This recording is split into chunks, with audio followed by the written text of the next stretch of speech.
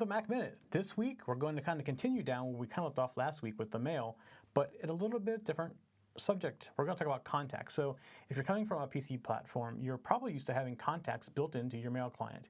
And in the Mac, it isn't that way, unless you're using something like the Outlook client from Windows, from Microsoft, I'm sorry. And it does have contacts built in. It is very much like the Outlook that you use on a PC. But if you're using the free native mail clients that come with the Apple, the contacts aren't not built into the actual mail client itself. There's a separate contacts application. So today we're going to talk about that contacts application. So it looks like at the bottom has an @ sign on it, and it looks like a phone book or a tabbed book. And that's your contacts down at the bottom right here. So go ahead and click on this, and it comes up, and you're going to see contacts. So because last week, or 2 weeks ago, whenever it was, I set up the mail client to Yahoo, it pulled in my contacts from Yahoo. So you're going to see this populated with my contacts from my Yahoo account. And it will also populate if you use Exchange as a mail connector inside of Mail. So it still works very similar as far as sharing the same data, it's in a separate program. So very basically, it's all the contacts that are on my Mac, which I only have one, the Mac Minute contact, which is me. And you can actually see it's the default one because it has the Apple phone number right here and the Apple logo and their address as well. But if I go look at my Yahoo, you'll see all my Yahoo contacts come up. And I can scroll through these and I get all my Yahoo contacts. Now, if I go click on, say I had an Exchange on here, which I could do to demonstrate this, I could click on all contacts and I would see all my address books from all my mail locations and my Mac all combined in one big list, which makes it easy to find things. So getting around in the mail client, or in the contacts client, is very easy. Click on the plus sign, obviously, to add a new contact. And you see right over here, it's asking you for information. First name, last name.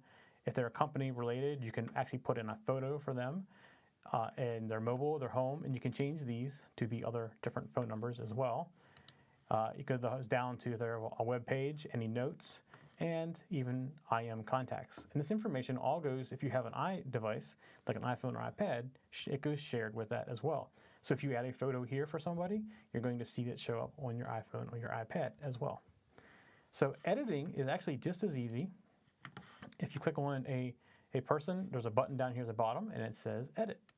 And it goes into the same screen, very similar to what we had before. And the only thing you're going to notice a little bit different is these negative signs, and these are deletes. So if you want to delete this address, you would click on this negative sign and it would get rid of that address. Or if you want to change it, you obviously just click in here and you can change it. That is really all there is to this client. There are some options for how you view your clients down here at the bottom. So this is no sidebar, so you don't see if you're like in all contacts all the time, you can turn off that sidebar just like that. And if you want just the details of one person, you can just click on it just like that. The other thing is, you'll notice down here, if you want to forward somebody's contact information, there is a share current card, and you can either email it, message it, or AirDrop it. And then we'll talk about AirDrop in another episode completely because that's a feature of a lot of the new Macs, but the older Macs don't have them. So we will talk about AirDrop. But you could do either one. Typically, you email a contact to somebody. Somebody needs their information, and you email it to them. And that's how quickly you can do that. That really is all there is to using contacts. It's confusing to some people because it's not in Mail. They get into the Mail client and they can't find it. And the Mail client does use these contacts. As you start typing somebody's name, it will populate it on the screen. That's how you get it out of the contacts program. All right, that's it for Mac Minute this week. We'll see you next week.